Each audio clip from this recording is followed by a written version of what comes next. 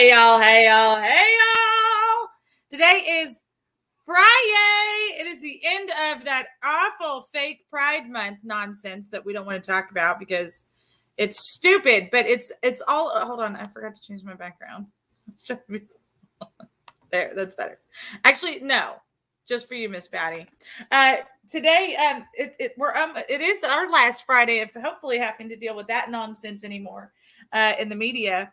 It's been exciting though to kind of watch what's actually happening, the reaction. I did see. You guys know that for the show, I always make sure that I look at what the left is throwing at us, right? Their propaganda and their BS and all that kind of crap. And the very first thing I saw, actually, let me see if I can still pull it up. The very first thing that I saw was poor Bud Light. They're just getting the runaround for their poor choices, which good for them, actually, if you just want to be just downright honest about it. But they are, of course, you guys know that I wanted to find this article will do. I had a really good article that I had found earlier, but they were carrying on about how the poor Budweiser, they're not getting their sales like they're used to getting. And, it's now they're just considering it business as usual. None of their promotions are working for Bud Light, which they should not be. And so it's exciting to see, like we've been talking about, especially towards the end of this month, that it looks like America is winning. I don't even want to say it looks like conservatives are winning, because this is not just something that Republicans are doing. This is something that Americans are pitching in together, because you guys forget, a lot of conservative people, a lot of Christians, more Christians than not, do not vote, nor do they identify themselves with a political leaning or affiliation or anything along those lines. So they're not doing their part, right? Christians are not doing. I think the numbers, and I doubt they've changed any since 2022. But when you look at your congregation, if you still go to church, or if you're doing it online, I'm glad that you're getting fed somehow, but shame on you. Go back to church. But if you're in church, look around you and realize that over 75% of the people sitting around you are not registered to vote.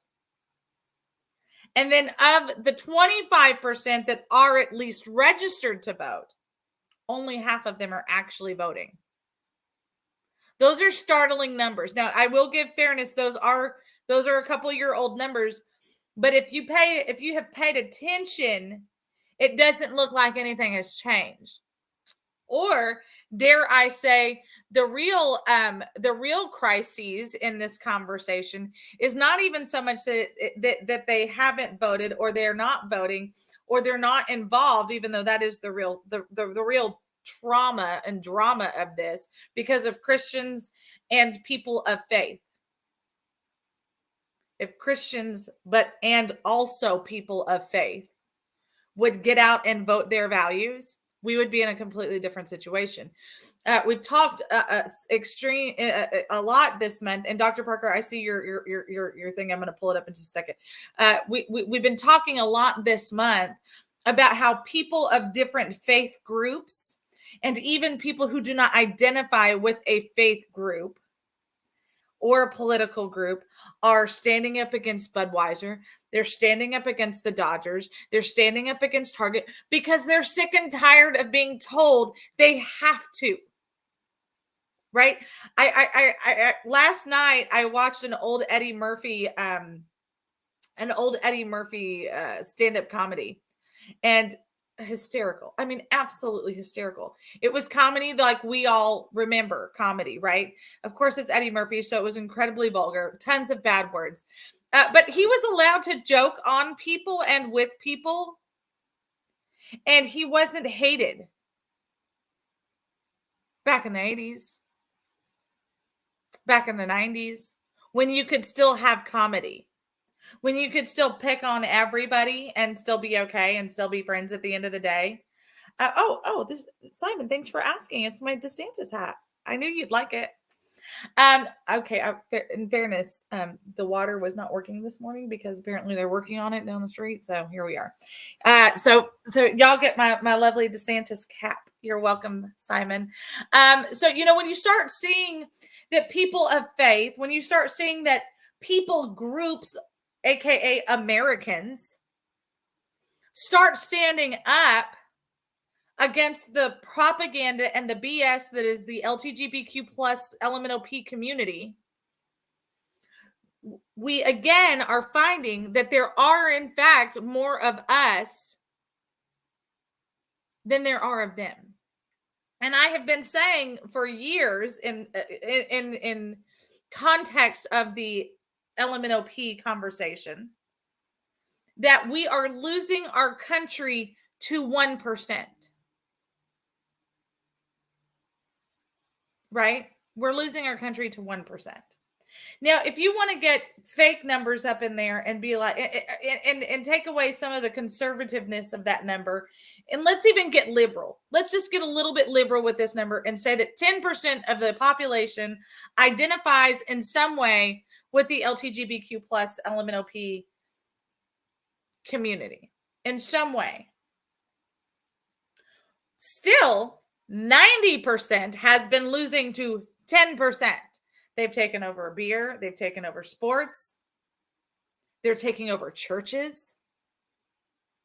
And if you have the audacity to attend a church that is preaching that transgenderism is okay, you better get up and run up out of there before your little pants catch on fire. And I'm not playing a game with you. Because that you can't sit here and tell somebody that when God made you in the womb, like he knew you before your mother, like he knew everything about who you were going to be as you were being knitted together. Scripture actually says that I formed you, I knitted you in the womb. If we can believe that that is that same God, and then tell people that that same God loves you, that same God wants you exactly for who you are, and then say, and look at this man who used to, this woman who used to be a man who was not okay with who God made them. Wait a second, this is getting all left up here. Hold on a minute. You can't say both. You're talking out of both sides of your mouth now. If God, if we truly believe who God is, I'm not going to talk to you about gays. I'm not going to talk to you about lesbians. I'm not going to talk to you about anything. That conversation is not on my lips. My lips is talking to you about transgenderism and how that is so perverse. You cannot say that a loving God made you and knew what he was doing when he made you, and then say, I have to change my entire identity. Because that is not who God is.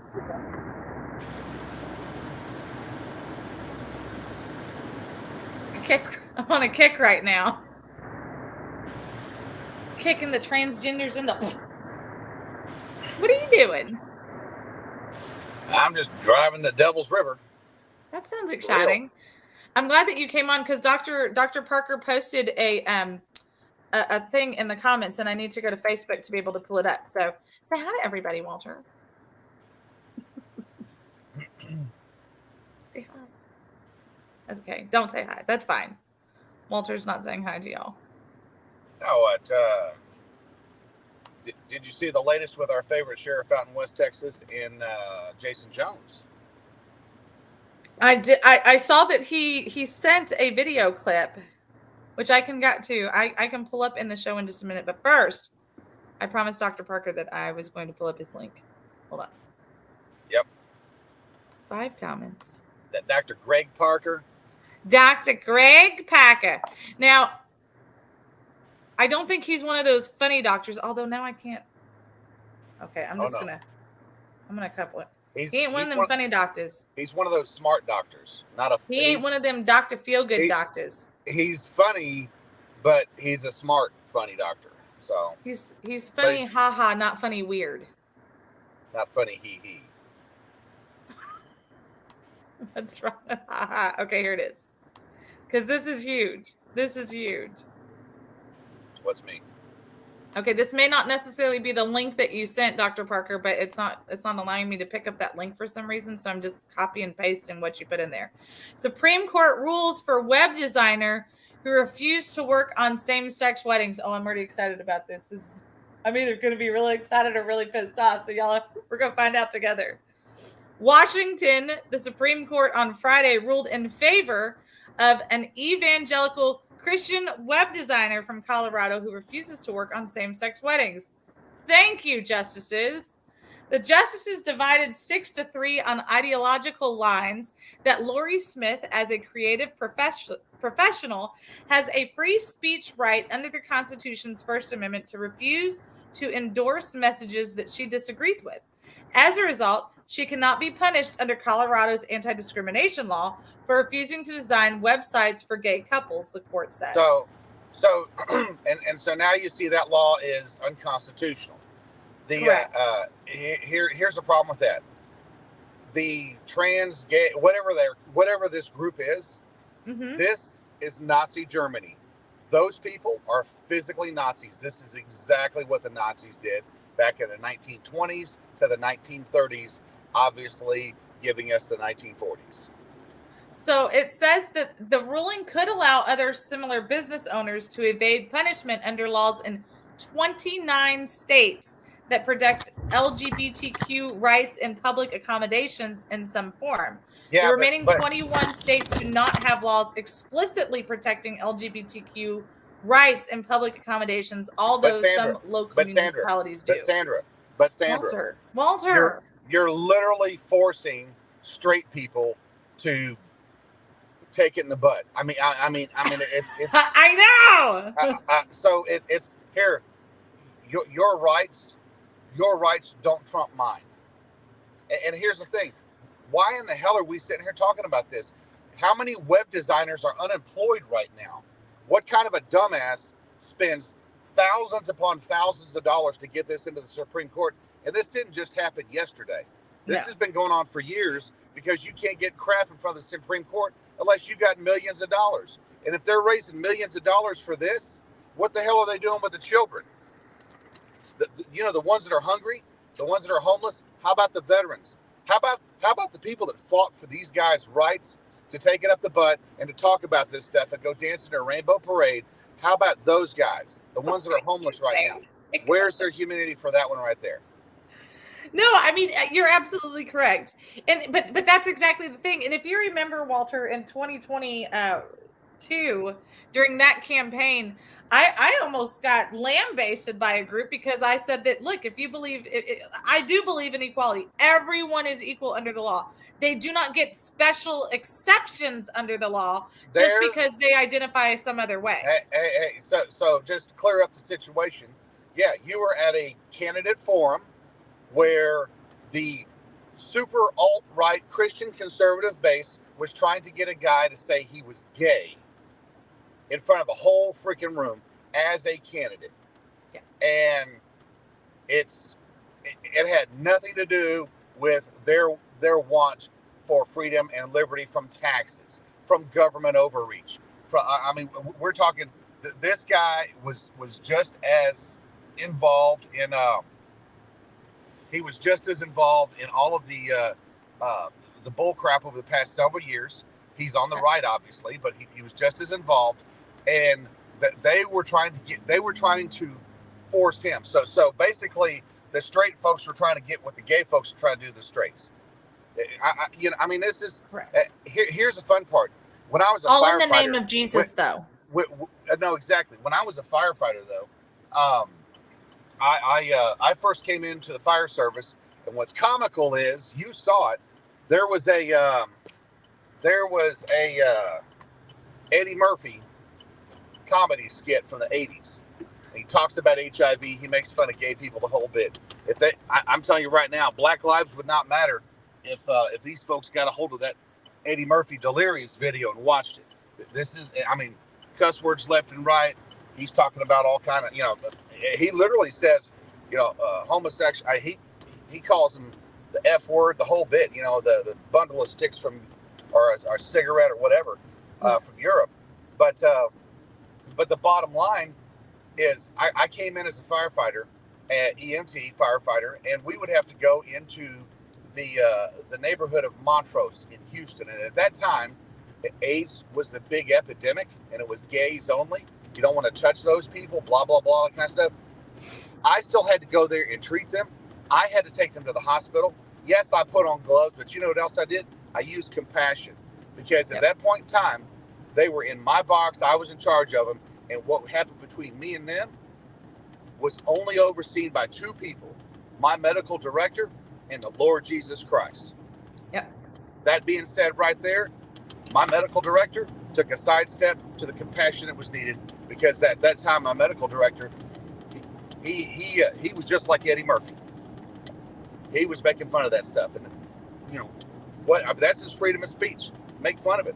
I mean, why can you go up in front of a police officer, tell him to go F himself, tell him he should be dead, all that kind of stuff, and have him sit there? I mean, you saw how the U.S. Capitol was. You saw how those Antifa people were. All that stuff caught on video, taunting those police. They couldn't do anything. And then the other ones that were faking it, oh well. But at the end of the day, we sit here and we watch all this audit the police, all this garbage. And these people want to force, they want to take your constitutional rights to court. You know what? Turn your head, walk down the street. There is literally a minimum of 500 web designers in Colorado. Oh, easily. Why would you want to do business with someone that doesn't want to do business with you? Well, and that's been the whole argument ever since the cake argument, 10 years ago? There are so many other opportunities. The people who are doing this are only doing it so that they can draw attention to themselves, so that they can demean other people. Look, I get it. You were bullied as a child, and I'm sorry that happened to you.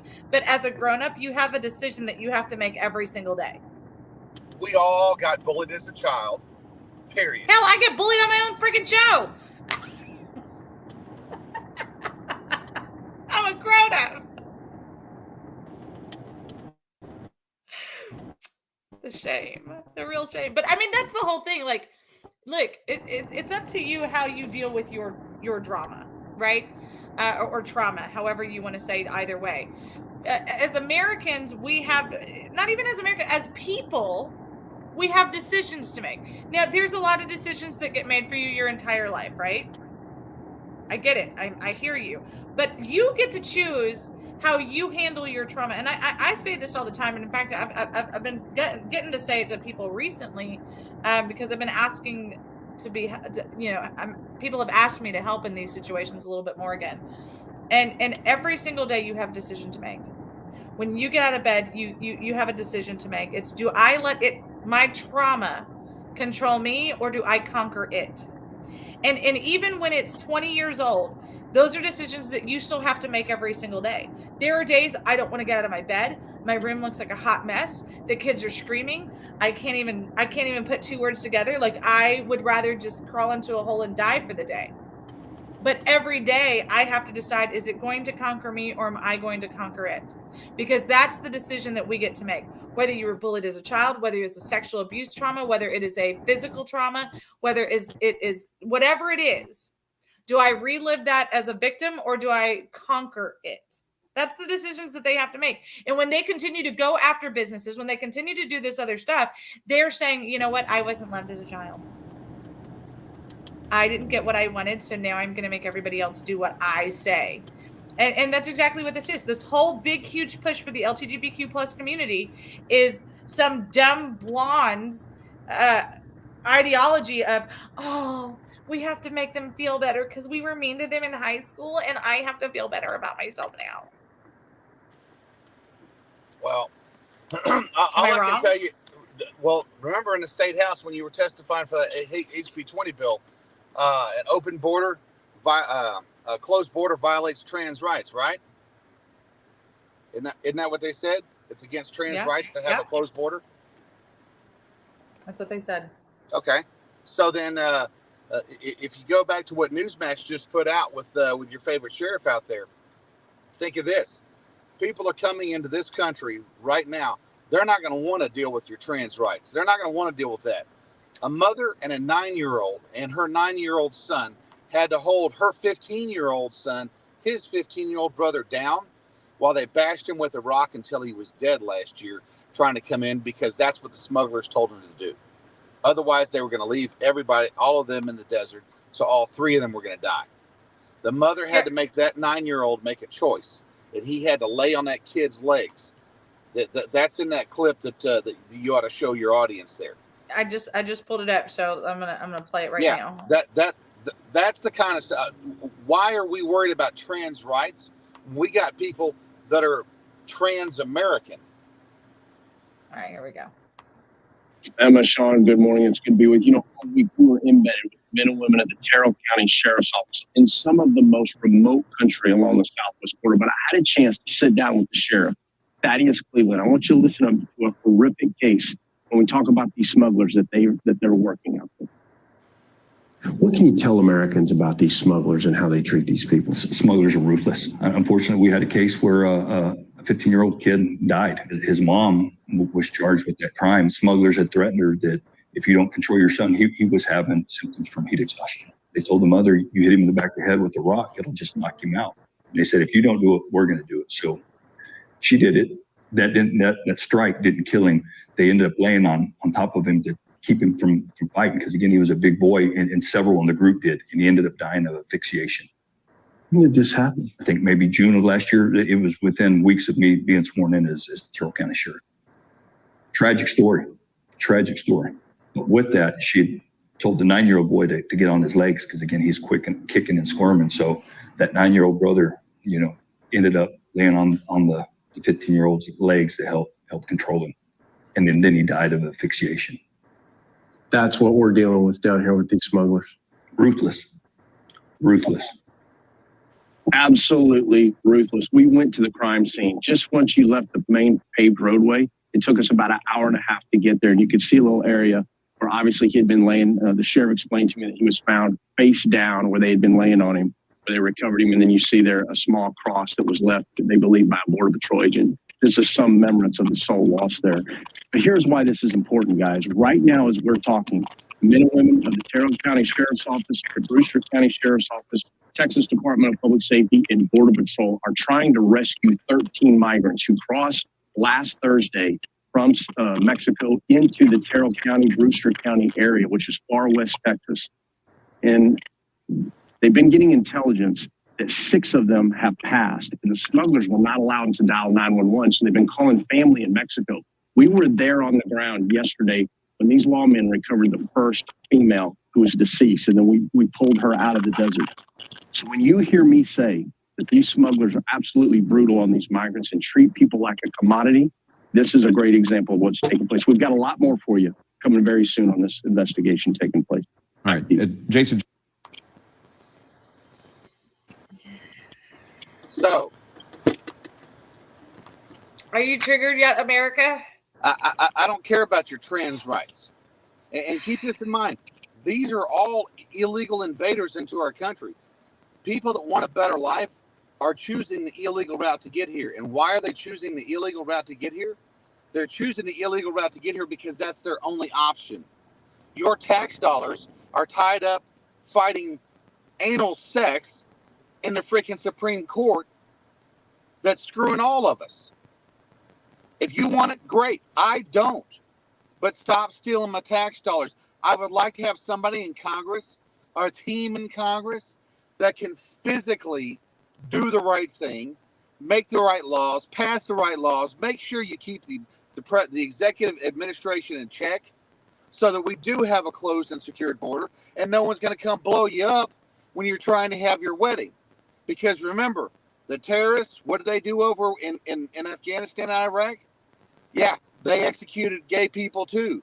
They don't care about your trans rights. And right now, you're paying good money for them to get smuggled in here, and eventually those people, they're going to take that away. What you do in your closed party at your closed house, as long as nothing is illegal and you don't have a bunch of children involved, bam. Yeah, and Simon said, and this is supposed to be called human rights, or this is supported by so-called human rights activists, and that's exactly it. If any of and when you, the best part is that when you show these jackasses the actual truth and footage of this stuff, they go, yeah, no, you're making that up. That doesn't happen out there. Or they turn it around and say, well, if you would just let them into the country, they wouldn't be having to put up with this stuff. How well did that work when we had a completely open border under Title 42? Well, remember, everybody was asphyxiated on the border, and they weren't paying attention to what these guys were trying to get pushed. And when did this whole web-based case start up? I mean, it wasn't just last year. It had to have been at least 3 or 4 years ago. Let me see if I can find a date on that. Give me a second here.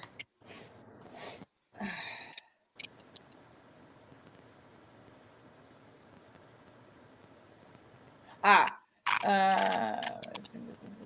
2016. There you go. Barack Obama was the president of the United States when this thing was first thrown in. How do you like that fundamental change now? It's taken 7 years. It's taken 7 years for this case to get resolved. It had nothing to do with Donald Trump. It had nothing to do, with the presidential administration of Joe Biden.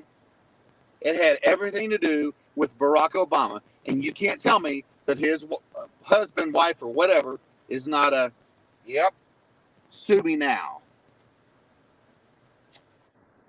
I almost said something equally as bad as what you were implying, and I had to stop myself. So I just... No, I still think Michelle Obama... I still think First Lady Michelle Obama is the first trans lady. I wish they would push that narrative. Well, Walter, just be honest about it. There's one too many bulges. There's one too many bulges, and there's one too many dresses that she wore. He wore. It wore. Whatever. I mean, I'm going to be honest with you. I wear quite a few form-fitting dresses, and I've never, in any situation, ever had an accidental bulge in my fabric. That's the only woman that has a man porn star package that's been on the First Lady stage. Thank you very much. I got nothing. So hey, why don't you do one of the fancy commercials in it? Because I'm putting the doubles. I got cops all around me trying to figure out while I'm stopped up here. So. Oh, you mean like the one that's right there? Yeah. Bye, Walt. I have Joseph waiting in the background, and I can't wait to catch up with him. But Walter's right. We do need a quick commercial break because we aren't going to want to stop talking when Joseph gets on here. So y'all get a quick sip of something. Have a little sippy. We'll be right back in 3 minutes.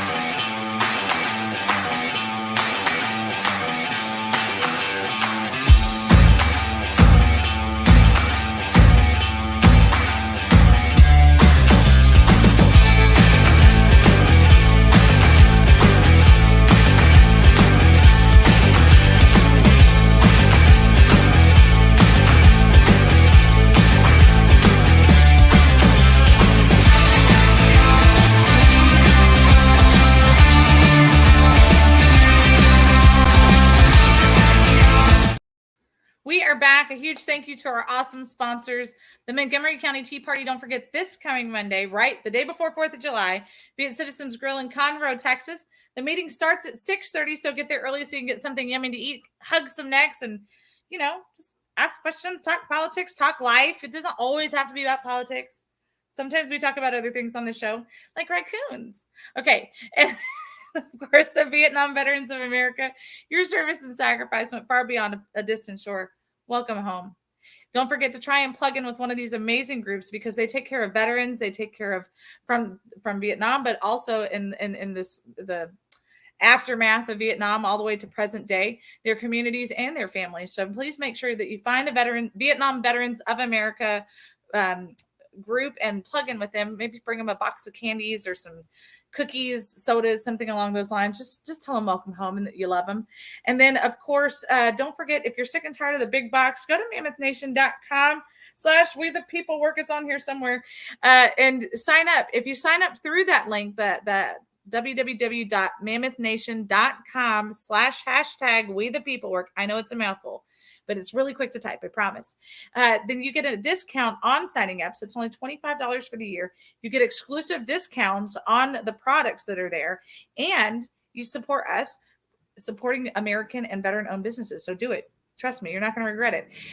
Also, if you just want to support our show, you can go to texasfullyloaded.com/#we-the-people-work. And then you can also go to PayPal, Cash App, and Venmo at Texas Fully Loaded. All righty. We are back. Walter, you're out of your skirmish with the law. I got two lawbreakers right here on the show. Hey, Joseph, welcome back. You're muted, pal. Okay. Hey, thanks for having me. It's always a pleasure and an honor to be here with you. It's very fun and lighthearted patriots that are doing some serious work. Hey, we are super excited to have you on. When Helena gave us your news about them dropping that big charge, I actually burst into tears on the show. I mean, just goosebumps, tears, the whole thing. I was like, that's what I'm talking about. General knows what's up. What's up, General? What's going on? Man, all of the rebel rousers in one place. Man, the internet's about to explode. Kabam! So Joseph, catch us up. Tell us what's going on, our friend. Yeah, sure. So, last time we spoke, I was headed into federal court facing 12 federal charges, 7 felonies, 5 misdemeanors. And I told you all that when I went in there, I was going to make the government work for their money. I was going to give them hell. I wasn't going to go down without a fight. And that is exactly what I did with my legal team of John Pierce Law Firm. John Pierce, Roger Roots, their paralegal M. Lambert, and also John Mosley. The government, they had 2 prosecutors and also 2 FBI agents assigned to my case. So they brought in the big guns for this little slack-jawed yokel from the hills of West Virginia. But they underestimated my stubbornness. They underestimated the amount of research that I had done over the last 2 years. And, I gave them a run for their money for sure. A quick little synopsis of it all. There's no other way to put this, but my very first day in court, they denied my ability to use my First Amendment as an argument. They denied every motion that we put forward. At one point, when my attorneys did try to, kind of push a motion through to allow me to use the First Amendment as an argument to, peacefully protest, peacefully assemble, and redress grievances against the government, the judge rebuked them and actually threatened to throw them in jail. Threatened to file contempt charges and bar complaints and sanctions, and it was extremely hostile. The jury selection was extremely hostile. I had potential jurors come on that, for example, one said that they would convict me just because I was white. There was another one that said that all Trump supporters at best are disgusting, at worst are racist and fascists. They even tried to sneak a January 6th prosecutor onto my jury. Thankfully, my legal team, with the help of Roger Roots and M. Lambert, they, picked apart all of the potential jurors, and they found a lot of the majority of the ones that were truly problems, such as the person that has been prosecuting January 6th cases in that courthouse. Seems like he might be a little prejudiced. Yeah, maybe a little bit. And thankfully, I have to give credit to the judge. After that first initial, what I perceive as hostile interaction, her tone began to change because she had realized, I think, that I actually had a case and that I was not the evil terrorist that the government was trying to paint me out to be. And so she actually became a lot more fair and judicial, and actually argued against the government on my behalf at numerous points throughout the trial. Argued against the government for me, and even at one point told the government, after they had rested their case, she told them that they had not proven their case. And so it was truly a blessing. I put that wholeheartedly on the power of prayer and the fact that my God is a mighty God, because I asked for him to soften the heart of the judge, soften the heart of the jury. And it was wild, but I went in there standing strong in my faith and gave it everything that we had. They did not allow me to insert very much evidence on my own behalf, so we had to use the legal tactic of using all of the government's evidence against them. So everything that they put up saying that I was such a horrible person because I posted a copy of the 12th Amendment on Facebook or stuff like that, that we would use that against them and used it to destroy their narrative. Every video that they showed, we would point out that there were no trespassing signs, there were no announcements being announced that people couldn't be there, etc. But in that process, we actually caught police lying on the stands. We caught the government withholding evidence. Excuse me. We caught them tampering with the evidence, with the witnesses out in the hallway before they were coming to testify. One example is that one of the police officers that was supposed to take the stand, he did take the stand eventually, but they told him, listen, it's getting late, you're not going to testify today. And he said, well, I don't recognize this guy at all, I don't remember him. And they told him, well, go home and watch the video so that you can point him out in court. Right. So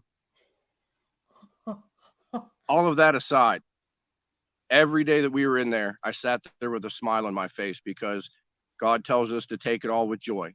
And I'm a man of prayer. I wrote on the top of my notebook every morning before the day started that, my God is a mighty God. And I was, being led by the Spirit to feed my attorney questions to ask the specific witnesses. I was, doing what I could after trial, digging through evidence and research, and they're, helping them write the briefings and motions we had to put through. There was a massive difference in the resources. The federal government has unlimited resources and hundreds of staffers, and any request that they put out or that we would ask of them, they would just have someone else do it for them. And then they would make requests of us for, motions and briefings and certain types of evidence, whatever. And it would take us hours to dig through the, 50,000 whatever documents and all of the stuff just to find things. And a lot of times when we would request evidence from them, they would say, oh, well, it's in global discovery, which is that large cache of just documents and videos and all that. So we would have to go digging for it, but they would absolutely insist that we just handed it to them. And so, you know, it was a bit disparaging. And I actually brought that up at a couple points throughout the trial. Even though this is a bit unprecedented, the judge would speak to me directly and ask me like, hey, how are you doing? Are you holding up okay? And, you know, do you have any issues with this or any issues with that? And, you know, I think I also kind of threw her for a loop because after the first day, when I had perceived what I saw as hostility, I had called up an ADA, so the Americans with Disabilities Act. I called up an ADA advocate because I am a disabled veteran. I got hurt when I was in the military, and so I'm eligible to have somebody from the ADA come and advocate on behalf of my rights. And she stood up in court and told the judge, basically put her on notice that, you know, she was here to watch my trial and that if she saw my rights being violated, that she would file the proper complaints through the Supreme Court. And the judge addressed that and then told her that she is not part of my legal team, so she can no longer address the court directly, but feel free to file whatever she thinks she needs to file. But that's not the reason that my judge changed her tune. She actually started to change the tone after the first day before the ADA showed up.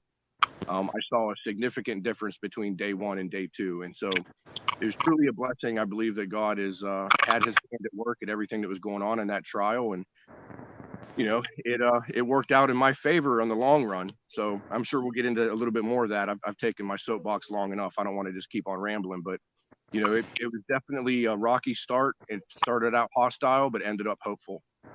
Hey, Joe, on those officers that lied on the stand that y'all caught, was that called out by the judge or by the prosecution, or was that labeled by chance? Well, it was put on the record, and but it was done by my defense team. The government tried to weasel their way around certain things, you know, that one of which the officer, he was a Prince George County's police officer, last name of Ainsworth, I think. Ainsworth, yeah. He had said that he knew without a doubt 100% I was the one that knocked him over. And we showed video that it was somebody completely different. And that was supposedly the assault that I was charged with against him. But then the government came through and changed their story and was like, oh, no, that wasn't the assault. The assault happened later. But then they couldn't like pick it out. They couldn't point it when it was. Exactly. And so, you know, it confused the judge. More likely than not, that police officer had a sworn statement and a sworn report that he filed. So here in Texas, that's actually a third-degree felony. Right. And I don't, you know, I'm not going to speak on the fact of if they're going to be charged with perjury or not. I'll leave that up to my legal team, and you know, all I got to say is stay tuned, folks. But that was one of the charges that got dismissed by mistrial because the government changed their story, which confused the judge, it confused the court, it confused the jury, and the jury couldn't come up with a decision. And the other point with that officer, they tried to claim that I was assaulting him. I was actually protecting an elderly man on the ground that they were beating in the head with their batons. And I stepped in and was like, you know, let him up. And all I did was put my forearm out and kind of push against his shield, screaming, let him up, as they were beating him in the head. You know, the old guy got up and he was bleeding everywhere. And, you know, they realize, I guess, that I have the right to defend myself and to defend others against lethal force. Hitting somebody in the head with a baton is considered lethal force. And so the government, after the judge declared a mistrial on that specific count, they asked the government if they were going to try to pursue it, and they ended up dismissing it. But that's because they realized that they had no case with that officer, especially with the fact that he got caught lying on the stand. There was another one, the captain of the Capitol Police Uniform Division. I think her last name was Bobulis or something like that. She had claimed that there were these walls on the east side of the Capitol that are natural barriers that people couldn't get through. And so we showed video of people just stepping off of them like a curb because they were maybe 6 inches tall. You know, but she tried to make it sound like the Capitol was secured like a prison, and we all knew differently. Right. Yeah. And the one real big one was that a Metro police officer, part of the emergency response team, the last name of Campanelli, he tried to accuse and insinuate that I was responsible for damaging tarp that went around the scaffolding where the bleachers were at on the west side of the Upper West Terrace. And, you know, they'd asked him why he was there. And they said, well, we saw individuals cutting the tarp. And so they had questioned him about that. And he told the government that he could have actually arrested me for destruction of property. So whenever my attorneys had questioned him about it, they said, did you see him actually cause any damage? And he was like, well, no, I didn't actually see him doing it himself. And so then, of course, they hit him with, well, aren't you supposed to have probable cause before you try to arrest someone? And so he backtracked that statement.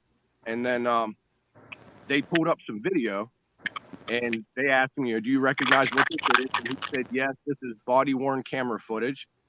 And they asked, you know, who's the officer pictured in this video as he was walking down some stairs? And he said, well, that's me. And he said, okay. And I got to give a lot of credit to M. Lambert, the paralegal for my legal team, because she found this video and she remembered seeing it like months prior. But she pulled it up in like last second, kind of on the fly while he was on the stand. And when they showed the video, he, you know, pointed out that was him in the video that they could see.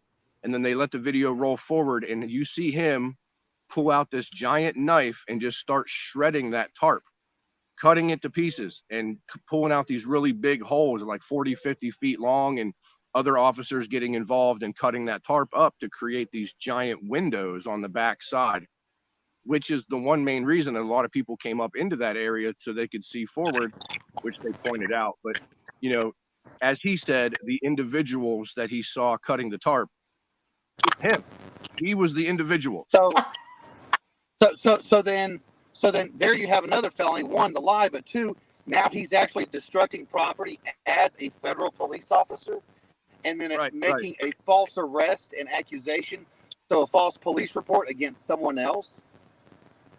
Right, and they use the excuse saying that you know, they cut the tarp open for you know, security purposes, because they needed to be able to see inside the scaffolding because there were people in there. And so they slowed down the video after they opened up those windows and showed that there was nobody there. So wow. Yeah. The Gateway Pundit, Mel Hawley, she wrote an article for the Gateway Pundit that actually highlighted that incident with Officer Campanelli lying on the stand and basically trying to frame me for the destruction of the tarp that he did himself, along with other officers. And it, you know, so I would advise y'all to go check that out for sure. It's a very well written article, and it highlights the corruption and the stuff that we have to deal with in these courtrooms. It's you know, God definitely worked his magic, because that video was not part of my evidence. It was something that the government had submitted in a previous case, and they wanted to try to hide that as much as possible. They were fighting to not allow us to show it, but thankfully the judge made the right decision and allowed us to show the jury that cop was not only lying, but falsely accusing me of trying to cut a tarp. And it was all because they had a picture of me holding a pocket knife for about 30 seconds. Somebody handed me a pocket knife, and then eventually I handed it back to him. You know, because I had nothing to do with that. Well, and with the prejudice that they were showing you at the beginning by not allowing you to submit video evidence and things along those nature, it's a good thing that was submitted in another case and it wasn't your evidence. So, I mean, man, when I tell you God has had his fingerprint all over your entire situation, it's unbelievable. So the best part before I go, because we got to handle this situation here, but the best part of this is the date that happened this year. That sets the precedent over the crime he committed while he was up on that stand. And I hope the proper authorities prosecute that officers or those group of officers for for what actually is a sworn statement with sworn evidence that is against them in a sworn court of law. Yeah, a federal court at that. With your judge as a witness and every juror and every person in that room. Right. And, you know, we actually, with that, we help set precedent for other people that have been convicted of damaging the tarp, that have maybe as part of their punishment have to pay restitution for that tarp.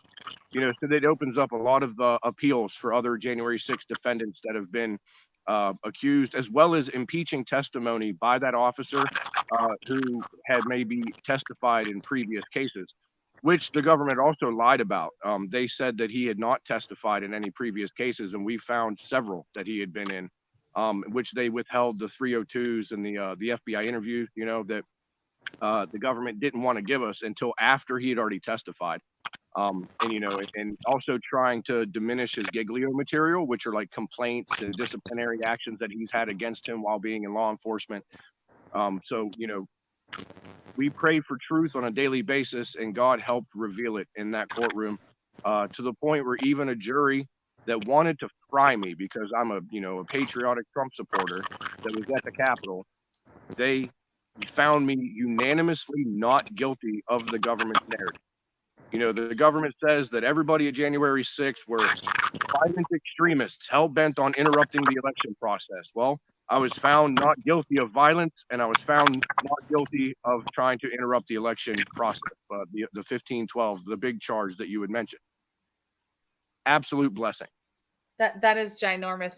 So what is next in your, you know, I assume sentencing hasn't happened yet for what they did find you guilty of, and what is the maximum minimum sentence concept look like for what they did find you guilty of? Okay, so bear with me for a second because this will take a little bit of explaining. First, I want to say hi, Helena, and also hi, General. I haven't had a chance to address you guys yet. You're rock stars. I love you. And sorry to see your husband have to bounce out, but you know, he's always appreciated. So I was, thanks. Well, it's good. You're good. Go on. Let me wipe the yolk off my face real quick. So, I had two charges that were dismissed by mistrial. One being an alleged assault on the officer that I just mentioned, said that I shoved him over. Another one was a disorderly conduct with the intention of interrupting official government business. And that was dismissed by mistrial as well because the jury just could not come up with a decision. And I believe it's because several jurors wanted to just find me guilty because it's a DC jury and they want to throw me to the chair, basically. And one or maybe two jurors stood their ground and were like, no, we're not going to make him guilty for this because they proved that he had no purpose to, or no reason or any intention to interrupt anything going on there. He complied with all of the cops' orders. He was only trying to protect people, keep them safe, et cetera, et cetera. And so because they could not come to a unanimous decision on those two, for those reasons, they gave me a mistrial, which, again, I got to give a hat tip to my judge, Dabney Friedrich. I know a lot of folks talk about how judges are corrupt. I'm going to say this, not all of them, and she proved that to me. And so there's still hope within our judiciary. But at the very end of my trial, right after the verdict, when they had those two counts left over, they said they couldn't come to a decision on. The government pushed and pushed and pushed and said, like, we need to force the jury to go back there and keep deliberating. Mind you, they've been deliberating for 4 days straight, but they need to keep going back here deliberating and make them come up with a decision. And my judge put up, one, they confused everybody with the one charge. The other charge, it's like a misdemeanor that would offer maybe a half a point on all of the things, and it would have no reason for it to be so. And she goes, however, I'm pretty sure the defense is going to file for mistrial and ask to dismiss these. And she goes, isn't that correct? And then my defense team was like, yeah, that's what we're going to do. And so she said, good, I'm going to give it to you. And so they mistrialed. And then later on, when the government had to decide if they were going to pursue it, they just dismissed the charges because they knew they had no case with those whatsoever. And now, so those two were thrown out. There was three that I was found unanimously not guilty of, which I just mentioned. It was the obstruction of an official proceeding, which is the big charge, the 20-year charge felony. Then there was entering and remaining in restricted grounds, which is trespassing, basically, misdemeanor. And then, I'm sorry, I said that wrong. The misdemeanor that I was found not guilty of was violence in the Capitol grounds and violence in a restricted area. So that's how I say I was found not guilty of obstruction and not guilty of violence, because those are the two counts that were predicated by violence. Unanimously not guilty, even by a DC jury. Bless it. God is great. Yes. I was found guilty of 7 charges. And even though I was found not guilty of 3 and guilty of 7, I still say that this was a huge victory because of the charges I was found not guilty of. Says a lot. Mm-hmm. My guilty charges consisted of 4 assaulting, obstructing, interfering, or impeding certain officers. And the reason I say this takes an explanation is because I was found not guilty of violence, the assault element of the assaulting, obstructing, interfering, or impeding certain officers, the assault part of that is out the window. I was found not guilty of violence. They can't say I tried to assault anybody.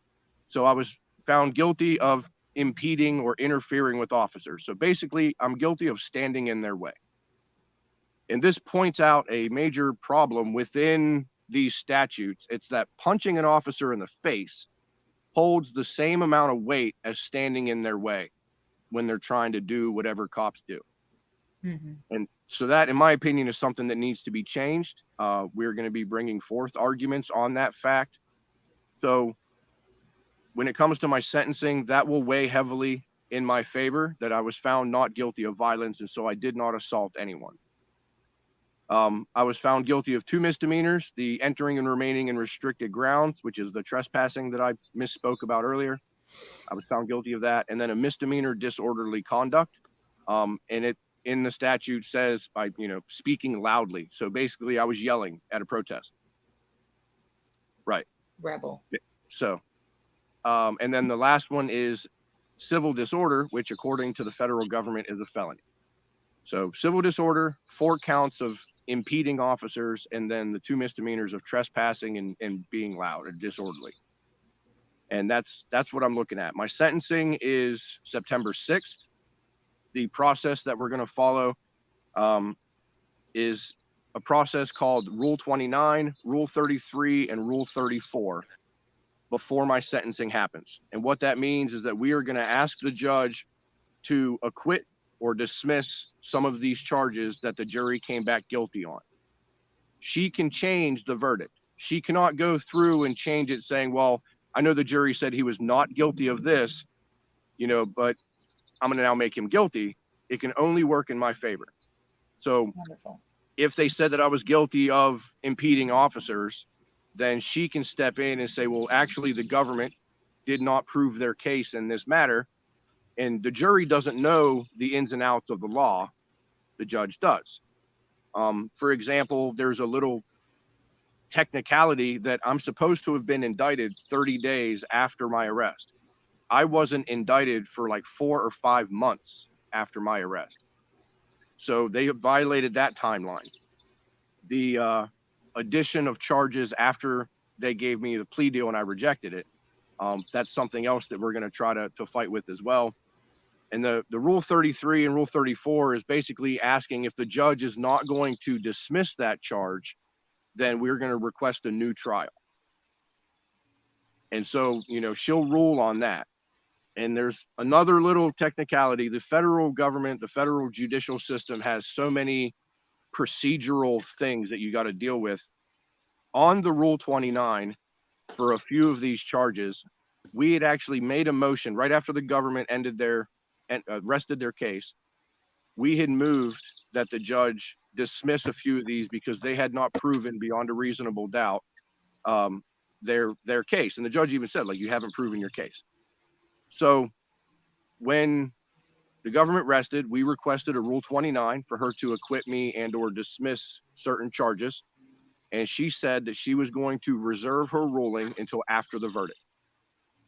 Federal statute dictates that now after the verdict, when she makes the decision on that Rule 29 motion, that she can only use the evidence that was presented up to that point where she said she was going to reserve. So no matter anything else that the government might have brought in later or during their closing arguments or anything like that, when I was putting on my defense, she has to look specifically at what the government did to make their case, which they didn't prove. They didn't make their case. So she can rule on that like they have not proven beyond a reasonable doubt, strictly with their evidence, that that I'm actually guilty of those. And so she can overrule those guilty verdicts. And several aspects of that are going to work heavily in my favor, as well as others that are in the same position that I am. And one of being that 2 of the officers that I was alleged to have impeded never showed up to testify. And the judge did not do a missing witness instruction for the jury. Another one is that one of the officers that I was accused of interfering and impeding, well, the government said I was accused of assaulting him, but that's already out the window. On the stand, he stated that he never perceived me as a threat, that I obviously had no intention to try to harm him or to do anything like of that sort. And then when they had me, after showing him video, had me stand up in court, and my attorney says, "Do you recognize this man?" The officer looked at me and he looks at the attorney and said, "Actually, no, I don't think I've ever seen him before in my life." Wow. But yet I was still found guilty. That's DC. Wow. Yeah. So the judge, because of his own testimony, all white people look alike. So because of his testimony and the lack of evidence, therefore, the judge can overthrow that as well. And so there's 3 of the 4 impedings that they could very well throw out. Also, the government did not prove that I knowingly entered and remained in restricted grounds. We proved on our side that there were no signs, no announcements, nothing showing that anybody had told me, "Hey, if you're here, you can be arrested for trespassing." Historically, the Capitol is a public forum for freedom of speech. The Supreme Court made a ruling years and years ago, well-established law, that I believe is within 36 feet of the building, people were allowed to protest so that they can be heard inside by those that they're trying to get their voice to. The fact that they proved I never entered the building, I had no intention of entering the building. All of those things are going to work heavily in my favor for that as well. So that's the immediate process. Pushing for the Rule 29, Rule 33, and 34. What does it matter? What does it matter if you entered the building or not? They open the doors for the people. It's like, you look at Cruz right now spending 45 days for simply walking into the Capitol. No, absolutely. How many people have they decided that walking through those doors that were open and being held by police officers was a crime? Right. A lot of times the government puts forward a motion that you're not allowed to use entrapment by estoppel as a defense, which means because they opened the doors and told me to come in, that I was still allowed to come in. Right. They're not allowing people to use that. But in the mindset, I say that it matters because in the mindset of the judge, or at the point at that time, the jury, but in the mindset of the judge now moving forward, it's a lot less of an offense because I did not go in. Right. Yeah. There's a lot of things with your case, Joseph, that they make the verdicts and the sentencing for the other J6ers hypocritical. Really. I mean, like your case is one of those that really points out the hypocrisy and the unfairness and the injustice that's happening to a lot of J6ers.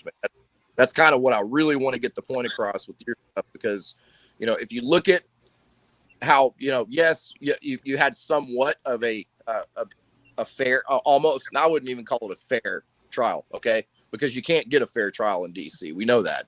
Nobody got a fair trial in DC. Not even you, Joseph. Okay. I mean, literally, it's, if your trial would have been taken out of DC and put anywhere else with any other jury, you wouldn't have been found guilty of anything, man. And that's the big point that we have to drive home with this is that, they have what, 1,150 something people that they've arrested, that they have charged. And many of them have spent, 2.5 years behind bars on charges that if they were actually, taken to their home states and tried in their home states with the jury of their actual peers, there wouldn't be anybody in jail. There wouldn't have been anybody convicted. And that's what this government knows. That's why they have not allowed change of venues, and they haven't allowed a lot of things, man. I mean, you look at it, and how are you supposed to get a fair trial in a place that has taught the people, that have programmed the people, the entire area of DC, that they are now victims. Now all you have is a victim jury pool at this point. You don't have juries of your peers. You have a victim jury pool, and that's what we have in all these cases, including yours. So, technically, yeah, you got the better end of the stick, but you still didn't have a fair trial, brother. And I would agree. I did not have a truly fair trial in the sense of, the not being allowed to have the change of venue, like you were mentioning. That's huge. Right. That's huge for everybody that's gone through this process. I didn't have a fair shake coming up to my trial because of every motion that I had being denied for whatever little technicality that they wanted to pull out. And that's why I say when I walked into severe hostility. But by the grace of God, that changed.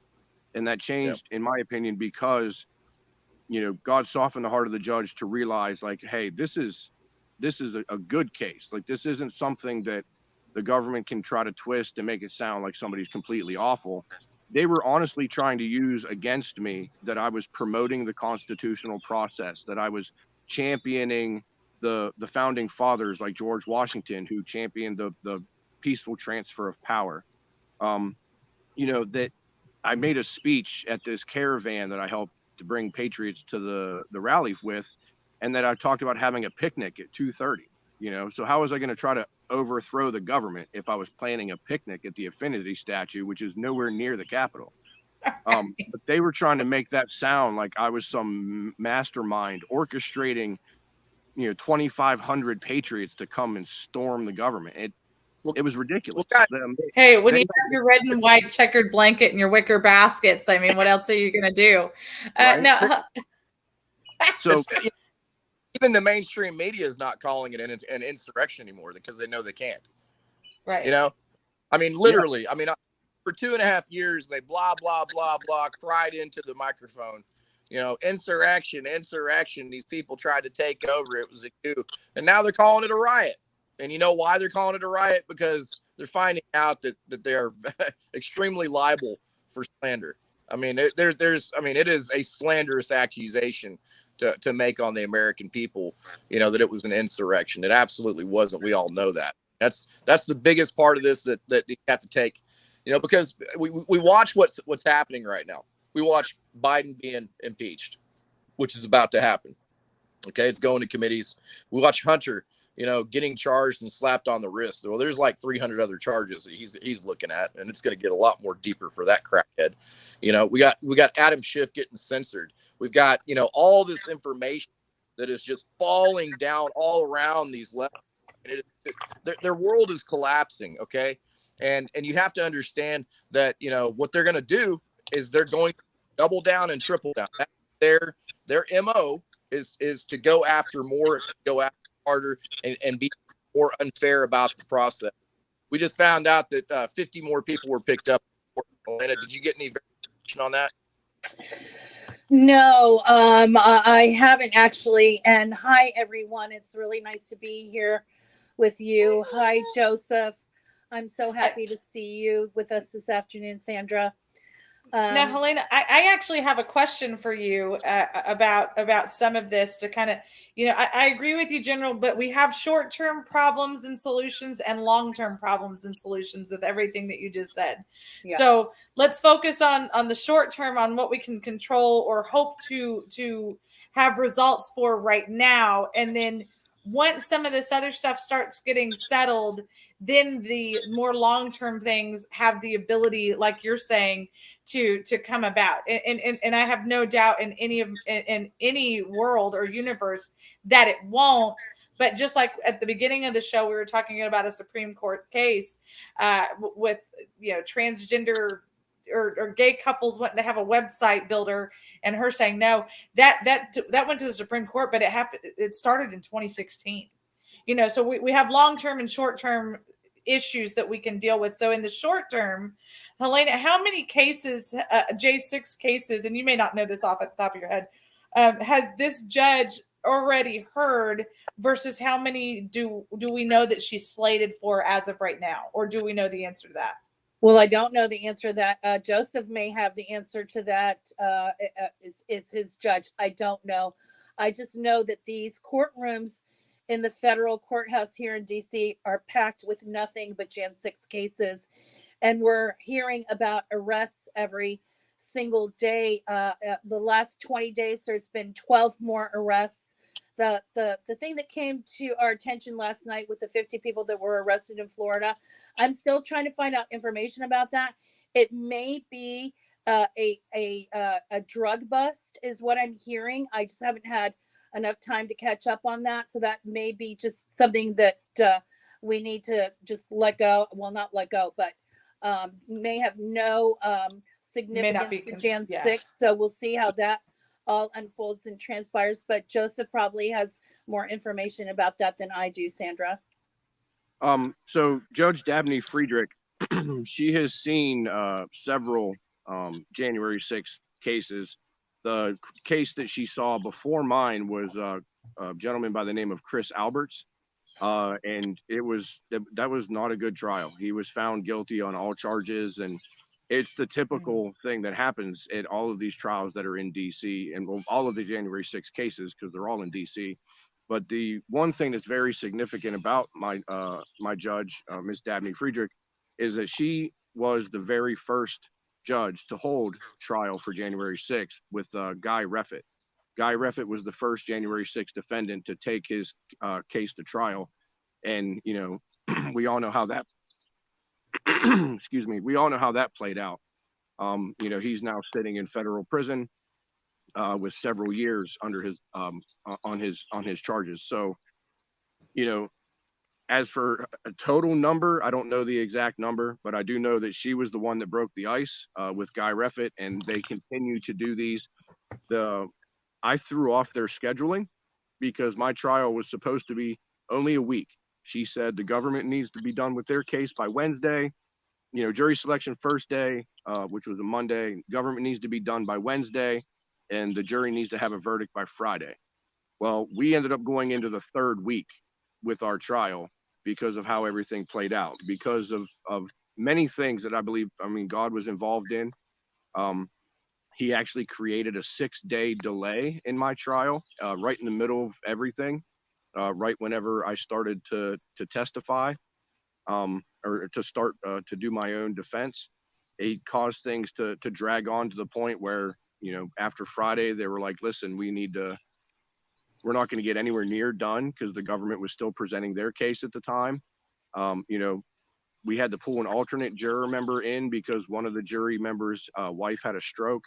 Another jury member had another death in the family that she was going to have to go to, and the government was pushing for them to force her to stay and miss either the funeral or miss the burial. And the judge at one point did tell that member of the jury that, she can go to the burial, but she would have to be back the next morning and miss the burial. And she started crying up there on the stand. And so they brought in all of the different juror members, and because of the Memorial Day holiday coming up, they all had travel plans. They all had screwed up schedules, and they weren't really wanting to stay there to do stuff. And so the judge, with some very good deliberation on the behalf of my legal team, agreed to give them a 6-day break. And so I got to come home and spend time with my family for Memorial Day in the middle of a trial. And it was truly a blessing, Yeah. And then when they came back, the jury was fresh. They went through the evidence extremely thoroughly. We could tell they were having some heated debates in the back. They were sending back tons of questions, asking very specific definitions of words within the statute, like, define the term assault, define the term of intention, define this, or like, what is this certain thing considered? What is that certain thing considered according to the federal statutes? And, one that I can pull off the top of my head is official government business considered whenever the Capitol Police are trying to push people away from the Capitol? Is that considered official government business? And so those are questions that we had to kind of debate between the prosecution and my defense, away from the jury, but in front of the judge, to come up with an answer that was, of a general consensus between everybody before we would send it back to the jury. And because of this is why I say we set a lot of precedent for future cases, because we defined terms that were not previously defined. We showed several aspects of the government's cases against many J6ers as being legally false, or like they were twisting things in ways that they shouldn't be, like lesser and included offenses. A lot of people were being charged with 1512 when that's a corporate law according to the Sarbanes-Oxley Act. It's not supposed to be used against citizens for peaceful protest. The statute of 50, which that holds a 20-year sentence. The statute of 1505 is actually a lesser included offense of the 1512 that only has a 5-year sentence that can be used against civilians for protest, but it actually fits better in the scenario of the government's narrative for what they're supposed to have done at the Capitol than the 1512 does. But they throw the 1512 because it's a 20-year felony. They can get most people to just take a plea deal, and they threaten them with it. It's scary, it's intimidating. And then when you go in front of a judge, they don't want to hear any argument counter to saying that they could be charged with it, because so many other previous judges have already agreed to it. And, also the fact that they're using January 6 cases as a precedent to find guilty other January 6 cases, when we can point out that, like, the previous J6 case had a violation of their rights. And many of these judges are today, and have been for a long time, saying, well, what did Judge so-and-so say in this matter during the Guy Riffitt case, or during the Brian Mott case, or what did the other judges say? And so they're comparing January 6 cases to kind of set an idea of how all the others are supposed to be ran, ignoring Supreme Court rulings, ignoring established laws and other things for different cases, and overcharging people and things of that sort. And the general mentioned earlier the hypocrisy that my case had pointed out. All I can say is God is great, and you're welcome. We fought hard and made sure to point out every inconsistency, every lie, every bit of violation of due process rights throughout my entire case, because we knew that was going to be setting precedent for every other January 6th case that has already gone through, and all of those that are coming up, because we established it in ways that people are going to be able to use that for their own defense. And there were a few times where they said, listen, this is not going to help you at all. This might actually make it worse for you, but big picture, this is going to help other people. And, I'd be like, let's do it. Let's rock and roll, man. I'm here for the big game, not just to win the inning. I want to win the whole thing. Right. No, and I was getting ready to say that, I think especially with the judge that you had, being that she was the very first one, and knowing that the judges are comparing notes, as you were just saying, just to kind of see what the feel of the court is for it. I think that's going to go a long way, because now they're going to see, oh, wait a second, she was kind of being a stickler about this stuff before. Oh, this wasn't looked at. And so maybe we should, just kind of hold on a second. And I think that's going to help, not just with yours, but as you were saying, with so many more in the sentencings and whatnot, and hopefully even allowing some of the other J6ers who have maybe had those charges brought against them to have their legal teams now come back and be like, hey, you see what you just did here? Let's have it. And honestly, I think that in I haven't been in the courtroom. I only know the J6ers that we've had on this show are the ones that we know personally. But I think that demeanor and attitude has a long way to go. I've seen where some J6ers have just rightfully so just kind of been angry at the world on some of these shows and stuff. And I get it. I absolutely do, or in the Twitter spaces and stuff like that. And it gets leaked to the judges and stuff like that. And I think that's something that where they should be able to have these private situations with their support groups and stuff like that, it does still get back to the judges. And so now they're going, oh, well, you think that you said, what about my mother? You know what I mean? Like, like they kind of have that automatic prejudice, not to give them some sort of like, fluffy pillow to sit on, but just to kind of give, I think that when you were I mean, really, we're talking about people that are taking people's lives away for nothing. No, I'm 100% with you. I'm not defending the judges, but what I'm saying is that the difference is on media because we're afraid that the judge is going to see it and put it in the trial. I mean, that's not what I'm saying at all. What I am saying is that I think that Joseph's demeanor and the demeanor of his law team, instead of being arrogant or bending over, was of confidence and of a countenance from God instead of a fearful matter that allowed the judges to be able to be like, oh, well, and you said this about my mother. You know what I'm saying? Like I think that that's a big difference. I've heard this before. Okay. And this is something that I've dealt with and Helena's dealt with. I don't take a soft approach to this. I mean, that's definitely not what I'm going to do. I've never done that. Joseph knows that. Pretty much all the J6ers know I don't take a soft approach to these people. I don't take a soft approach to what they've done to these people. I'm never going to. This is something that has to be taken on with an aggressive attitude. And Joseph has taken this on with his team and done his own thing. But for these judges to take social media, for these people to be taking social media, and putting it and adding it into the sentencing and stuff like that. I mean, that shows how far they've gone to destroy these people's lives, and the extent that they've gone to spy on these people and make sure that they try to get everything they possibly can to destroy these people's lives. This has never happened in the history of America. There's never been more people that have been violated, charged for nothing, and attacked for everything that they've said and done than now with these J6ers. So, I mean, of course they're going to be pissed off. They're going to say something here, going to say something there. But this is the first time that they've actually been held against the wall for every single little thing that they've said. They go into their text messages, their emails, they get a drunk text. I mean, all the things that they're doing. I mean, at this point in time, I mean, I think it's very viable to say F them, I mean, that's just me though. So they actually did use my social media, my podcast, my nightly videos that I do with Sing for Freedom. They tried to use it all against me. And we pointed out that I've been very public for the last 2 years. I don't mince my words. I mean, Helena and the general can definitely attest. I have never minced my words. I've been out public. I've been yelling and screaming from the rooftops. I mean, I even have an 18-minute long video of me telling the prosecutor to kiss my ass, and posted it online for my Sing for Freedom campaign.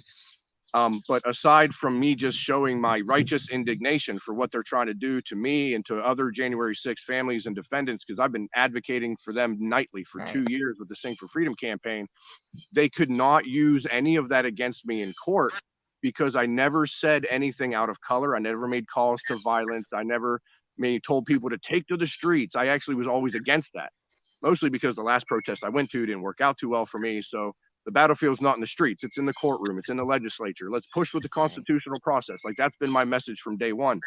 And, they could not, I pointed out that, for the last 2 years, I've been very public, posting everything online, that they have not used any of my actual words against me after my arrest.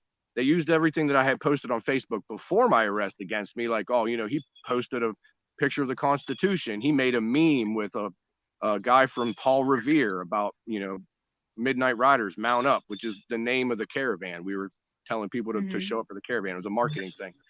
But, I was able to throw that right back in their face. And we pointed out, like, if, when they use my podcast against me, I said, listen, if I've been so public and so horrible with this, then why aren't you showing them any of it?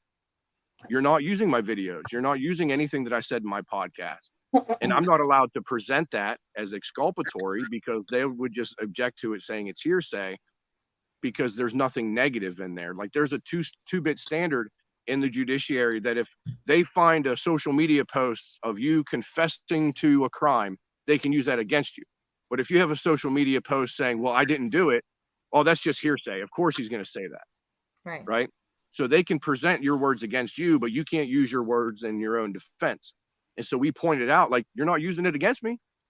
That's no matter how people want to push it, you know what I mean? Like if there was something there, they would have brought it out because they were trying to use everything they possibly could. I mean, they wouldn't even allow my wife to testify. They threatened my wife with investigation and possible arrest if she came to testify on my behalf. And she didn't even go to the Capitol. Wow. So they wanted to use every possible little itty bitty thing. They even lied to the judge and said that I had a domestic charge against my wife. I've never laid a hand on my wife, never would. My mama taught me better. I do have a domestic in my past with my stepdad. I stayed at his house when I first got out of the military, young and dumb. I came home drunk. Him and I got into an argument. I punched him. Not proud of it. I love my daddy. He's good now. We're gravy now. That was 20 years ago. Right. 19 years ago. And so, but the government lied in court and said, he has it against his wife. If she testifies, he might beat her. And, we're like, whoa. Like, nope, that's not even close to being the truth. And so we called them out on their lies in that matter. So if they did have anything that they can pull out, they're going to. And that is a lot of reasons why many January 6th defendants and people that are in these cases are afraid to be public. They're afraid to speak. And they do that by design. But if you go in there and you have the truth on your side, my whole thing is I'm speaking truth. When my attorneys told me to be quiet, my public defender, the attorneys I have now, they were like, just keep doing what you're doing. Don't even worry about it. But, my public defender told me to shut up. I told him to kick bricks. Yeah. My wife, my family, everybody's like, you need to stop being on public. Stop going online. Stop talking. You're just hurting yourself. No. And I said the same thing from day one. God gave me this freedom so that I can push forward the truth, so that I can be an advocate for those that are out here in this mess that don't have a voice. I can be a voice for them. I'm on the right side of history and I'm speaking truth. So I got nothing to worry about. Right. And that has been my motto from day one. And if January 6th defendants, their family members, whatever, if you follow that process, if you just say, look, I have truth and 100%, it's, we know this to be true, be public with that. We need that information out there. We need people to speak, because if you're silent, you're already accepting defeat. But if you're out there and you talk and you keep a level head about yourself, don't fall into the haters and the bait that they try to give you, like calls for violence. And there's people that'll pop into my chat room on Telegram and they'll be like, oh, we need to do this and do that, and everybody grab your guns. And like before they can even finish their sentence, they're kicked out of my room and banned. And like, nope, we got nothing to do with y'all. We start screaming fed, because we're not about that. We are a staunchly non-violent movement. We're the party of law and order. And so anybody that tries to, come in there and do the contrary, then just get rid of them. But if you're out here, you speak truth, and, you just pray to God, like, what do you want me to put out? What information can I offer? Go for it. Run head first. There's nothing that they can do with you because they know they're in the wrong. And so the more truth that you say, the more it defeats their false narrative. And the more that we can get folks like yourself and your audience to know the truth, to hear what's truly going on, then the better, because they're not going to hear it from the talking heads on TV. It's patriots like you, Sandra and Helena and General and your partner, that we need you all out here pushing this information, because they're not going to hear it anywhere else. That is the information war that we are involved in. It's a fight for truth. In my opinion, if you're fighting for truth, then it's a fight for God, because Christ is absolute truth. And so if you're fighting for truth, then you're fighting for him. And this is a war that God has already won. We just have to stand. And we're doing our part by being loud. And God gave me a gift of being really obnoxious. And so I use that to the best of my ability to help fight for freedom. No, let me touch upon something real quick. I'm sorry to interrupt, Sandra. No, go ahead. Because that's why our Twitter spaces are so incredibly important. And yes, Joseph is absolutely right. We stand on truth, and that's what we do. We speak the truth. We tell these stories, and we have to be a part of changing the narrative and all the lies that the government and the media has told us for 2.5 years. How they have spun what actually happened Jan 6, and it's all been lies. And now, we know that after such a long time. But let's just touch upon how they are listening into all of our communications. They're monitoring all of us, and we have to be bold and courageous, and we have to be the ones that are going to stand up and stand in the gap for these Jan Sixers and their families, because Joseph is absolutely right. Some of them are so terrified because the government is coming so hard at them that they don't want to come out on social media and speak, because things are being used against them. And I know that that's the case, and I know that it's a fact, because we got a detail assigned to us in the prosecuting attorney's office in Washington, D.C., because they've already used our Twitter spaces against a Jan Sixer when they were trying to violate his pretrial services probation. And he told me after he left court and he was actually able to go home and he didn't have to self-surrender because what they were trying to do was violate him. He said, Helena, no matter what you do not stop. You do not stop speaking the truth. You do not stop helping these families, because there's so few advocates in all of this. They need you to be their voice. They need the general to be their voice. And we just want you to keep doing what you're doing.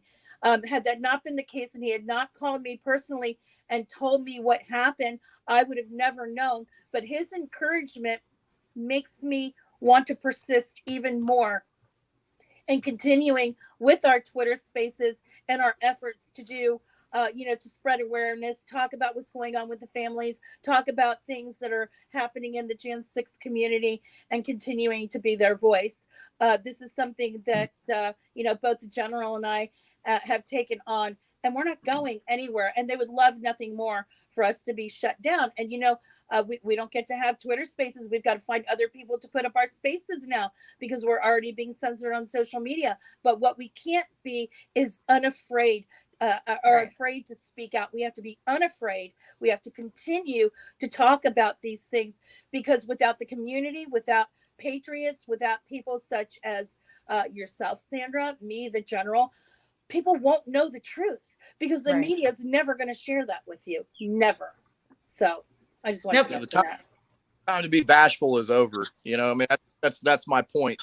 My point is, quit being afraid of these people. I mean, that's the biggest thing. Everybody wants to be timid and kind of like, be real careful about, what we say. As long as we're speaking the truth, then I don't care what they do. I don't care what they say. I don't care what the actions that they make. That's on them. Not once did I say not watch what you say. But there's a huge difference in what you say versus how you say it. And that's where the difference is. And when you come off, when you say, you could say the exact same thing, but when you come off as a smug asshole versus as somebody who's got a point, then there's a big difference. It could be verbatim the exact same thing. And that's something that we see a lot. And so what I was saying specifically with Joseph is that he's able to use his dynamic speaking ability to do both. And I think that that's a big difference. And he doesn't come off as timid, as I just have to wait and see what the judge is going to do to me, but also as somebody who has authority, because he understands the law should be on my, not should be, the law is technically on my side. And while I may have to go through a trial in every sense of the word, not just the legal sense, at the end, I'm going to be justified by it. And one thing that was actually pointed out in the court is that I had a more professional demeanor about myself than the prosecution did. The judge had to rebuke our prosecutor on numerous occasions because she was like squinching her nose and rolling her eyes and making faces at the jury whenever my attorneys would speak or do anything. And it got to the point where the judge, after the jury had left the room, like yelled at the prosecutor, the female prosecutor, and was like, I'm not going to tell you again. And she's like, I'm so sorry, Your Honor. I didn't mean to. She's like, no, I'm going to tell you, you need to move. Like, you need to move to the other side of the table, which I had to really hold back laughter at that point, because it sounded like she was like, I'm going to make you sit at the kids' table if you don't stop it. But, she begged the judge, like, Your Honor, I'm sorry, I'm working on it. And it was pointed out that while they were up there accusing me of everything under the sun, I sat here and just smiled. I had a smile on my face the entire time. I didn't roll my eyes. I didn't, make any sort of emotional, oh my goodness, I can't believe they said that. I sat there and I was composed. And, she's supposed to be held to a much higher standard, and was acting like a spoiled teenager sitting at the table, not getting her way. And at one point, she actually went out in the hallway and cried, like actual tears. She flew her mom in from Baltimore or Boston or somewhere around there to like watch this groundbreaking case that she was in. And we completely annihilated their narrative. And the judge had said, like, you have not proven your case. She went out into the hallway and buried her face into her mother's shoulder and was bawling her eyes out. And, you know, I feel bad, but in the same sense, I don't, because she was trying to destroy my life. We exposed their BS. And any day that you can make the government cry is a good day, you know? So no, absolutely. It was They're truly every life that they possibly can for no reason, and she's crying into her mama's shoulder. I mean, that's, you know, and I'll be honest with you. I mean, I do take the dickhead approach. I'm unprofessional. I'm a professional bug asshole. I actually made sure to meet their hatred with love, right? Because that's one thing that God tells us to do. But I made sure to tell them good morning every day. I'd hold doors open for them. I'd make sure, hey, I hope you guys have a wonderful evening. I would thank them for stuff, even though I'm not supposed to talk to them directly. I still did. And at one point in the middle of open court, I said, hey, you know, the jury wasn't in there, but I believe the judge was.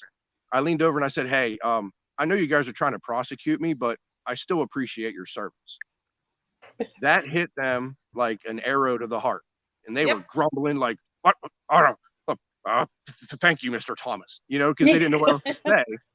But every time you got to kill them with kindness. That's every single time. I had some guy walk up to me. I got to speak at an event at the beginning of this month up in San Jacinto County, and I was talking about, you know, these little kids that are being, you know, raped and blah blah blah blah, and everybody can sit here and act as tough as they want to be, but at the end of the day, you know, you can't look a 3-year-old in the face and throw them across the river, was essentially what I said. That wasn't verbatim, but that was for the short story. That was it. And so this old SOB walks up to me and he's like, well, my name is so-and-so. And I said, well, it's nice to meet you. Like, I mean, he just walked up to me just like that. Right. And I said, well, nice to meet you. I'm Sandra Whitten, you know, blah, blah, blah. And he goes, well, I just wanted to introduce myself so you can say that now you've met somebody who would turn away a child. And I said, well, it's nice to meet you anyway. And man, you would have thought I'd punched him right in his nose. And everyone around me just kind of, when the guy walked away, they all started giggling. And I was like, I mean, I didn't know what he wanted me to say right then. So that's all I had. I don't know. Did he want me to fight him? I don't understand, because, and that's the thing. And in general, I love you. You know that I do. And my brother has the exact same mentality. And honestly, Walter does also. And I'm like, that's not how we're going to handle this one this time. Okay, we're going to do it my way this time and see what changes. And funny enough, the kill 'em with kindness thing, I've never seen it not work in one way or another, even if it's just to get them underneath their skin. Because at the end of the day, you can't shake off the fact that somebody held the door open for you when they should have slammed the door in their face. You can't shake that off. Like, you can be the biggest dick on the planet and you know damn good and well that door should have gotten slammed in your face. But when somebody holds it open and says, have a great day, especially the person who should be slamming the door, man. Yeah, it's something that's a different warfare. There's and something they don't know how to handle it. That they really couldn't wrap their heads around the fact that whenever I was arrested, I thanked all of the FBI agents from the counterterrorism SWAT team. I thanked them all for their service. Every marshal that was involved in my processing and my booking, and everybody, I thanked them for their service. And one of the FBI agents, which I found out after the fact who he was, whenever I was at CPAC, I believe he's the one that approached me and was asking me, like, well, you know, in casual conversation, how it came up that why would I thank them for their service if I knew what they were doing is wrong? And, you know, I explained to him, I said, they signed on the dotted line saying that they're willing to, you know, sacrifice themselves for our country, that they're wanting to live a life of service for our nation. Whether they're good at it or not is not for me to judge. Whether what they're doing is wrong or not, I might not have all the information. But in specifically for the guys that arrested me, when the SWAT team arrested me, they probably heard in their briefing that I was the worst of the worst. You know, they did what they had to do. They followed their protocols and their whatever. And after they got the rifles out of my face and all the flashbangs went off and everything, I thanked them for their service, because after that, they treated me with respect and dignity. They didn't continue to kick my face in. They didn't, like, you know, violate my rights in the sense of like, you know, some group violation of gross human rights at that point. Once they had me bagged and tagged, they treated me with respect. I mean, my arresting FBI agent, whenever they were going through my phone, explained to me that they had a warrant to use my fingerprint to open my phone if they could, but made sure to tell me, do not give us your passcode. Don't tell us your numbers or your password to get in. We can only use your fingerprint. You know, and so I mean, he very well. So could then have I been walked like, around in gloves. No. but, you know, he could have been like, here, open this, and not tell me the specifics, and I would have just Right. been like, bloop, bloop, bloop, and open things up. But he didn't. He made sure to tell me exactly what it was, and Right. made sure to follow that to a T. And I respect that. Whether I believe he should have been arresting me or not, that's irrelevant. That's what the court system is for. He was just another American doing his job. Now, Joseph, you're I mean, I'm going to point out corruption, though. I mean, there is corruption, and you I'll are call that out. of most of the J6ers that got arrested, there was no violent confrontation. Okay, that's one thing that absolutely proves that what they claim is false. Right. Okay, because there was no violent confrontation with even the people that they flashbang, attack their homes and stuff like that. There was no violent confrontation. There was no need for any of it. It proves that their actions were wrong. Okay, so you know I mean I agree with you know how you dealt with it, man. I appreciate it. It's not how I would have dealt with it, you know, personally, but I mean that's just me. You know, I'm a smug asshole, so you know I don't deal with things the way everybody does. I got T-Rex balls, like Ted Nugent likes to say, and you know I'm not going to sit back and I'm not going to let you know things like that happen personally, but. You know, overall, you can look at how the arrest went, how the SWATs went, all the attacks on the Americans went, and you can obviously see that you know their narrative has been destroyed systematically all the way down to that. So you know, I appreciate you know everything how you've dealt with everything, man. It's good that you dealt with it that way. You know, we have a January 6th defendant that by the name of Brian Smith. He held a top secret security clearance, worked in the research areas or whatever for like the military flight aviation. He was an experimental helicopter pilot, like top as you can get in the FAA, working under government contract, that was being arrested by the FBI. And his attorney and him made an agreement that he would just self-surrender at the FBI field office. As he was driving to the field office, he had FBI agents following him. When he got to the FBI field office's parking lot, they all of a sudden swooped in front of him, threw flashbangs, made this huge public scene, yanked his wife out of the car at gunpoint and everything else. He had an agreement, like he was on his way there with an escort to self-surrender, and they still decided to make a huge public spectacle and draw as much attention to this as possible so that everybody else seeing it's like, oh no, look, another insurrectionist, quote unquote, that they got. And, you know, so that, and whenever he asked about this, like, why did you do that? One of the FBI agents said, Washington told us to do it this way. So these are orders coming up from on high to make these as grandiose and as public as possible so that the public can see it. And I firmly believe it's so that they can silence the rest of America. If you dare to speak out against us, this could be you. And so they are doing this as verbose as they possibly can. And so it is up to us to hold that higher moral high ground, you know, to not let them paint us as the violent extremists that they want to by showing them hatred and by being, you know, as you said it, an asshole. Like I very well can be. I didn't lay down in court and say, oh, you know, I hope you find me innocent because I'm a nice guy. Like, no, we went in there and we fought. I was assertive. I testified on my own behalf. And we argued with the judge. And I even straight up told the judge at one point, she asked me directly, you know, how are you doing here? And I pointed out several inconsistencies within the justice system, within her court rulings, within what the things that the government was trying to demand of us, and that how it was a hindrance to my defense and that it was unfair. And, you know, for example, the vast difference in resources. They're giving us 12 hours to submit a briefing for evidence that we haven't even seen yet because the government won't give it to us, et cetera. Like, and the fact that like I brought in an ADA who directly threatened my judge in court. So please don't think that I went in there with kid gloves. I just was an asshole with a smile on my face the entire time because that's just how I am. I knew that I walked in there with God behind me, or before me, I should say. He's the one that was doing the fight for me.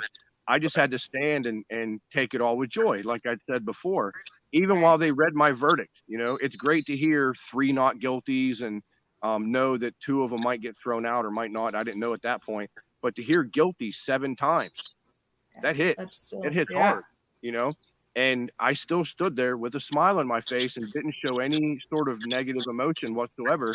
And I even kind of bowed my head towards the jury to thank them for their service without actually saying anything, because I didn't want to have them throw like, oh, he was jury tampering.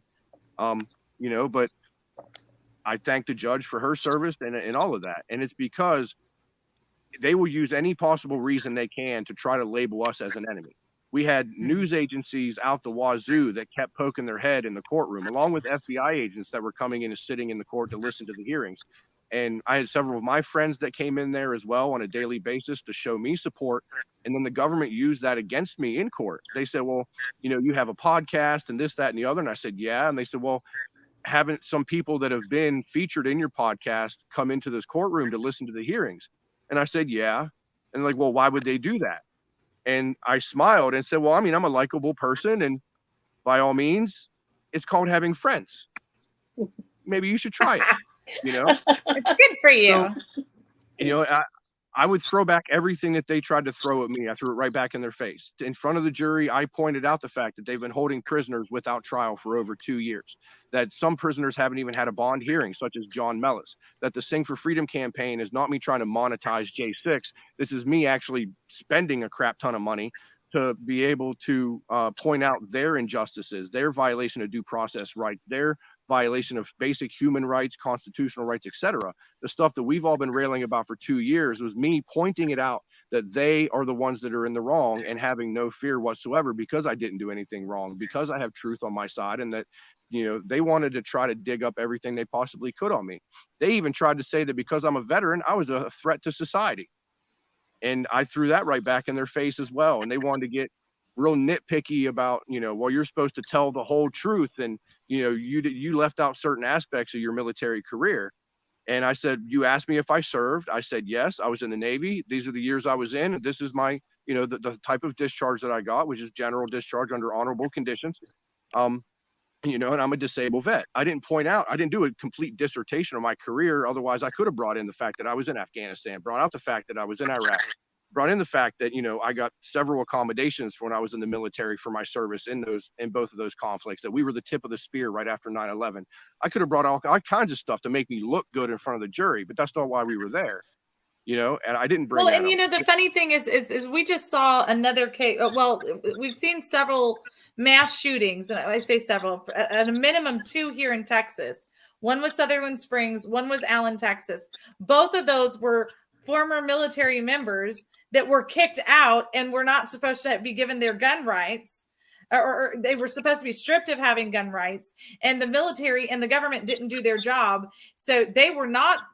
You know what I'm saying? So let's have that conversation about, oh, he was in the military. Well, you know what? Yeah. And I served honorably and was discharged honorably. So I'm not a threat. But this guy who you guys let out saying they should not have their gun rights, here we are. So let's talk about y'all's part in this conversation. So, it's such a crapshoot. We've got 1 minute left, and I hate it because I always love having you on, Joseph.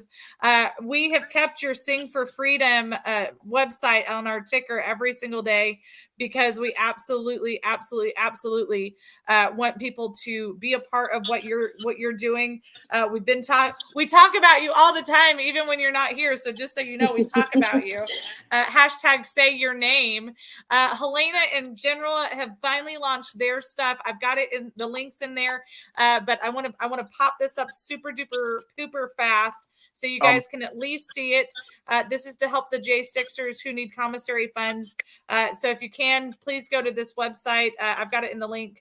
You guys can just click on it there, or you can hashtag Operation Yellow Ribbon. Is that right, Miss Helena? Yes, it's Operation Yellow Ribbon fundraising campaign for commissary, and we did a soft launch this week, and we're getting ready to go nationwide. We've got several news outlets that are going to be writing up some articles about this. We found a need in the community where we're constantly talking about having to raise money for commissary and communications for the 154 Jan 6 detainees. And we're trying to take some of the burden off of the families and raise the money to help. It costs, excuse me, about $500 a month to fill these commissaries for these folks. And if we can do anything to lift some of the financial burden off of these families, this is the reason that we are launching this campaign. So just send me your email, Sandra, and I will send you the fundraising letter. And when you're out on the circuit, you can help me promote Absolutely. this. I would really appreciate that. But we're going to be doing a big press release on Monday, and there'll be some articles that are coming out, and we'll talk about it on Friday. I will, and I'll fix that. I didn't realize it was .com down here on the bottom. It's US. And You're totally for fine. Sing for Freedom. I love you guys. We'll see you next week. J6 panel. Joseph, anytime you just give me a call, you're welcome, even if it's not a Friday. We'll talk to you guys later. Bye, y'all. Thank you.